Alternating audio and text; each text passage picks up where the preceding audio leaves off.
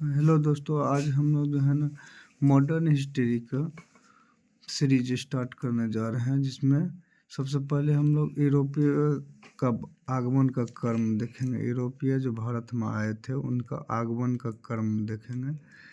सबसे पहले पुर्तगाली आया था, 1498 में आया और 1961 तक भारत में रहा। दूसरे नंबर पर देखेंगे तो डच आता है 1602 में, जो कि 1759 बेदरा के युद्ध तक के बाद डच का भारत से डच का मतलब ख़त्म, पतन ही हो गया। उसके बाद तीसरे नंबर पर आता है ब्रिटिश, जो कि 1608 में आता है और 1947 तक आज़ादी तक रहता है। डेनिश आता है चौथे नंबर पर 1616 में, जो कि 1868 तक रहता है। सबसे अंत में आता है फ्रांसीसी 1664 में, जो कि 1953 ईस्वी तक रहता है। ये था आगमन का क्रम। अब है उसके कंपनियों के बनने का क्रम। तो सबसे पहले आगमन का क्रम देख लिए, अब देखते हैं कंपनियों के बनने का क्रम। सबसे पहले पुर्तगाली कंपनी बना, उसके बाद ब्रिटिश बना, तब डच बना, फिर डेन बना जिसको डेनिश बोलते, फिर फ्रांसीसी बना। पुर्तगाली, अब पुर्तगाली के बारे में देखेंगे। पुर्तगाली भारत आने वाला प्रथम पुर्तगाली वास्को डी गामा था, जो कि 1498 में कालीकट केरल पहुंचा था। इस समय कालीकट के शासक जेमोरिन था। जेमोरिन ने वास्को डी गामा का स्वागत किया था। वास्को डी गामा भारत एक नए समुद्री मार्ग केप ऑफ गुड होप से आया था। वास्तव में केप ऑफ गुड होप की खोज बार्थोलोम्यू डियाज ने 1486 ईस्वी में की थी। इस समय जब वास्को डी गामा भारत आया था, उस समय दिल्ली सल्तनत में शासक सिकंदर लोदी था। उस समय दिल्ली सल्तनत का शासक सिकंदर लोदी था। अब हम लोग देखेंगे भारत आने वाले प्रमुख पुर्तगाली गवर्नर। भारत आने वाले प्रमुख पुर्तगाली गवर्नर में सबसे पहले फ्रांसीसी द अल्मेडा पढ़ेंगे। फ्रांसीसी अल्मेडा प्रथम गवर्नर था पुर्तगाली का। इन्हें भारत में पुर्तगाली साम्राज्य के व्यापार की सुरक्षा के लिए भेजा गया था। अल्मेडा ने कुन्नूर जो कि केरल में पड़ता है, में पुर्तगाली का दूसरा फैक्ट्री स्थापित किया था।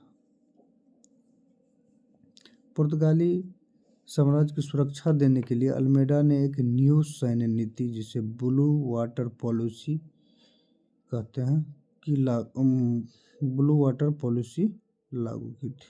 उल्लेखनीय है कि पुर्तगाली शक्ति से पूर्व भारत के साथ कई अन्य शक्ति व्यापार कर रही थी, जैसे कि तुर्की हो गया, मिस्र हो गया, अरब हो गया आदि।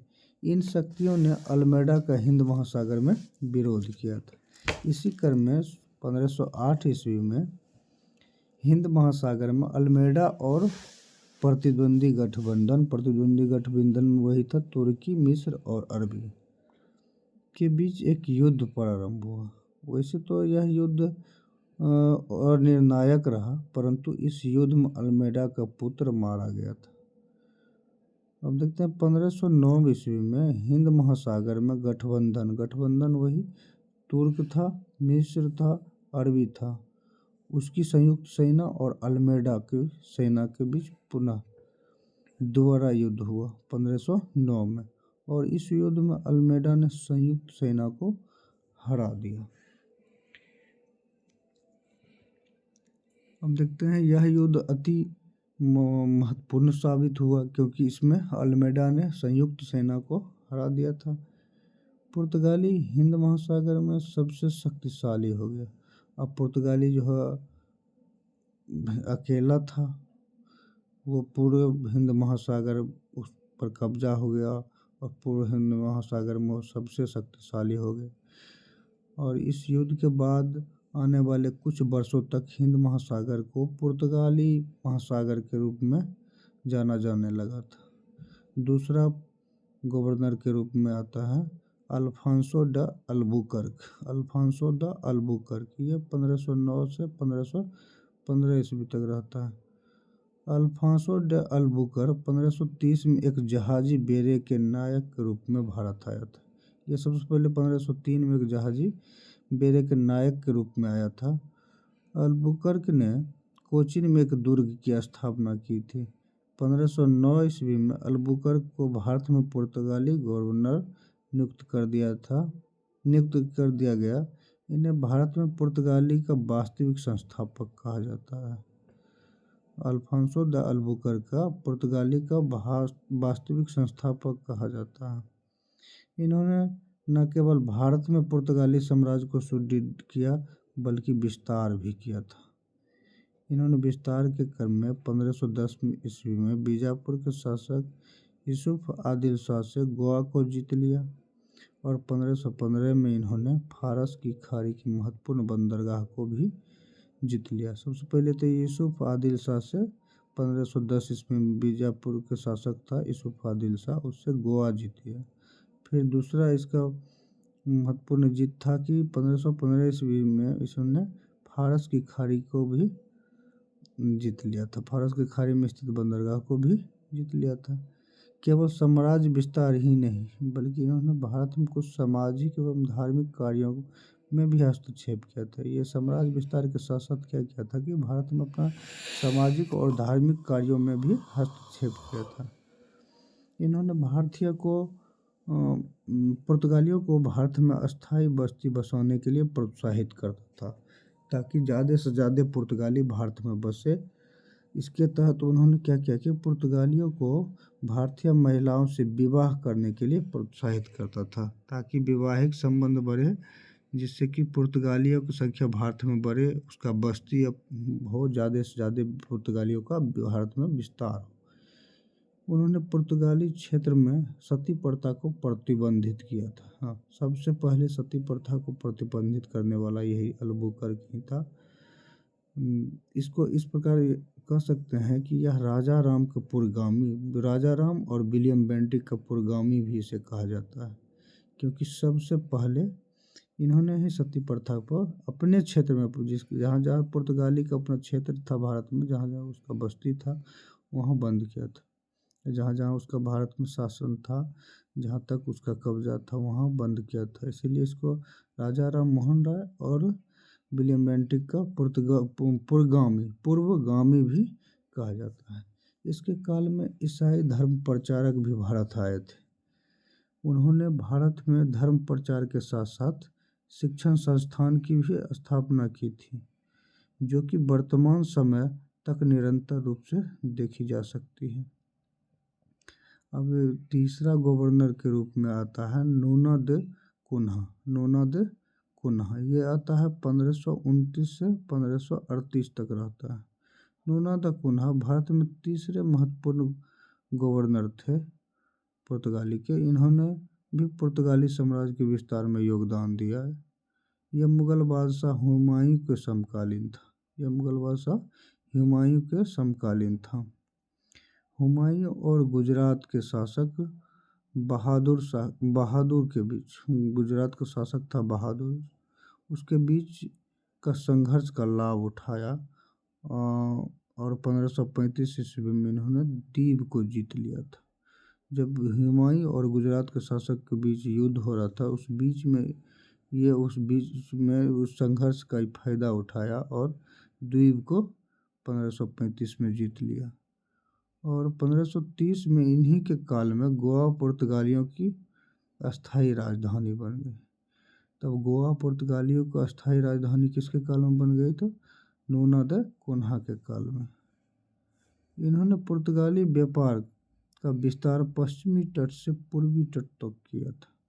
बंगाल में हुगली को व्यापारिक कोठी इन्होंने स्थापित किया। इन्होंने ही स्थापित किया था नूना द कुन्हा ने। और गोवा को अस्थायी रूप से पुर्तगालियों की राजधानी भी नूना द कुन्हा के शासनकाल में ही हुआ था।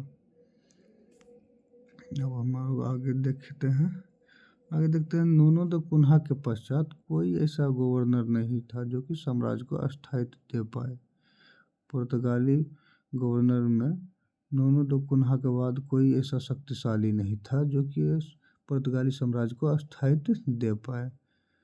1560 के बाद 1560 के बाद पुर्तगाली भारत में कमज़ोर पड़ गए थे और 1580 में पुर्तगाली का विलय स्पेन में हो गया था। 1580 में उधर पुर्तगाल का विलय स्पेन में हो गया था, जिससे पुर्तगाल ने अपनी स्वतंत्र स्थिति खो दी और 1596 में डचों के द्वारा पुर्तगाली को पराजित कर दिया। 1596 में डच भी पुर्तगाली को पराजित कर दिया, जिससे कि पुर्तगाली और भी कमज़ोर हो गया और 1612 ईस्वी में स्वाली के युद्ध में ब्रिटिश ने पुर्तगालियों को पराजित कर दिया था।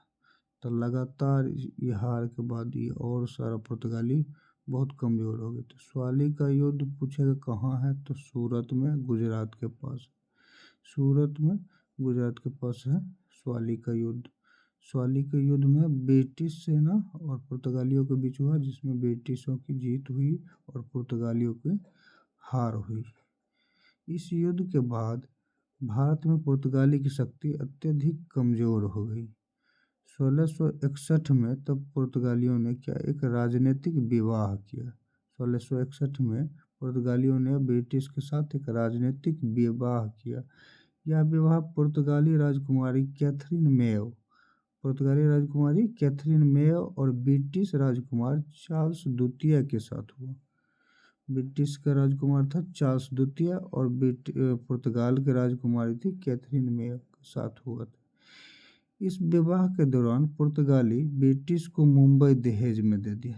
इस विवाह के दौरान क्या किया, तो पुर्तगाली ने ब्रिटिश को मुंबई दहेज के रूप में दे दिया। अब पुर्तगाली और अंग्रेज के बीच अच्छे संबंध बन गए। अब पुर्तगाली के पतन के कारण देखते हैं। पुर्तगाली के पतन के कारण में अल्बुकर्क के उत्तराधिकारी बेहद कमज़ोर हो गए थे, बेहद कमज़ोर और अकुशल भी थे। सबसे वास्तविक संस्थापक भी अल्बुकर्क को ही बोला जाता है। अल्बुकर्क के बाद जो भी आए थे वो बेहद कमज़ोर थे और अकुशल थे, बेहद कमज़ोर और अकुशल थे। पुर्तगाली कर्मचारियों का वेतन कम था, जिसके कारण उन्होंने क्या किया था, उसके कर्मचारियों ने भ्रष्टाचार करना शुरू कर दिया था। उन्होंने हिंद महासागर में लूटपाट शुरू कर दिया था, जिससे कि समकालीन साम्राज्य एवं लोग इससे क्रोधित हो गए थे और भारत में इसका व्यापार सीमित था। अधिकतर ये तटीय क्षेत्रों तक ही सीमित थे। पुर्तगाली ने ब्राज़ील के रूप में एक नया उपनिवेश भी खोज लिया था। ये इसका पतन का कारण था और भारत में आया था, तो भारत में इसका योगदान भी है पुर्तगालियों का भारत में योगदान देखेंगे तो भारत में ईसाई धर्म प्रचारकों को प्रवेश पुर्तगालियों के द्वारा ही हुआ था और ईसाई धर्म प्रचारकों ने भारत में स्कूल एवं कॉलेजों की शुरुआत की थी, जिसकी शिक्षा विज्ञान पर आधारित थी। एक तरह कह सकते हैं विज्ञान का भी देन है भारत में पुर्तगालियों का। और पुर्तगालियों के द्वारा भारत नौसैन्य शक्ति का बढ़ावा दिया। पुर्तगालियों के द्वारा भारत में नौसैन्य शक्ति का बढ़ावा दिया गया, जिससे भारत ने आगे चलकर बंदरगाह की स्थापना किया एवं भारतीय शासकों द्वारा नौसैन्य शक्ति को बढ़ावा दिया गया। पुर्तगालियों ने भारत में प्रथम प्रिंटिंग प्रेस 1556 में गोवा में स्थापित किया था। 1556 में गोवा में स्थापित किया था। 1563 में औषधि ज्ञान पर एक ग्रंथ प्रकाशित किया गया। उन्होंने भारत में कुछ फसलों के भी शुरू किए थे, जैसे तंबाकू हो गया, आलू हो गया, पाइनएप्पल हो गया, टमाटर हो गया। ये सब फसलों में भी पुर्तगालियों का ही देन था। अब आगे देखेंगे, थोड़ा फास्ट कर रहे हैं। देखिए गोथिक कला भी पुर्तगालियों का ही देन था। गोथिक कला क्या था कि भारत में पुर्तगालियों के द्वारा एक नई वास्तु कला था, जो कि गोथिक कला पूछेगा गोथिक कला की शुरुआत किसके द्वारा किया गया था? पुर्तगालियों का देन था, भारत में शुरू किया गया था। कॉटेज व्यवस्था इसी में था। कॉटेज व्यवस्था क्या था? जैसे कि आल्मेडा ने जो ब्लू वाटर पॉलिसी चलाया था, ब्लू वाटर पॉलिसी, तो उसके तहत जो है पुर्तगालियों ने भारत में हिंद महासागर में कॉटेज व्यवस्था शुरुआत की थी। कॉटेज व्यवस्था यह था कि यह व्यवस्था हिंद महासागर में एक व्यापार का परमिट था, अर्थात कोई भी हिंद महासागर में व्यापार करना चाहेगा तो उसे पुर्तगाली से परमिट लेना पड़ता था। इसी को कॉटेज व्यवस्था कहा गया। अगर कोई हिंद महासागर में व्यापार करना चाहेगा उसको परमिट लेना पड़ता था पुर्तगालियों से। इसी व्यवस्था को कॉटेज व्यवस्था कहा गया था। उल्लेखनीय है कि मुगल बादशाह अकबर के द्वारा हिंद महासागर में व्यापार करने के लिए कॉटेज लेना पड़ा था। अब सोच सकते हैं, तो अकबर मुगल बादशाह उतना था शक्तिशाली था, उसको उससे भी लिया गया था हिंद महासागर में कॉटेज देना, परमिट लेना पड़ा था पुर्तगालियों से। और इस काल में दक्षिण भारत में विजयनगर एकदम चरमोत्कर्ष पर था। इस साम्राज्य के साथ पुर्तगालियों का संबंध अच्छा था। अल्बुकर्क का संबंध उधर कृष्णदेव राय के साथ अच्छा संबंध था। तो हम यहीं आज एंड करते हैं पुर्तगाली का। अगले दिन नेक्स्ट टॉपिक के साथ उपस्थित होंगे। धन्यवाद। कहाँ से ऑफ हो गया? ऑफ कहाँ से? Of of. ओहो।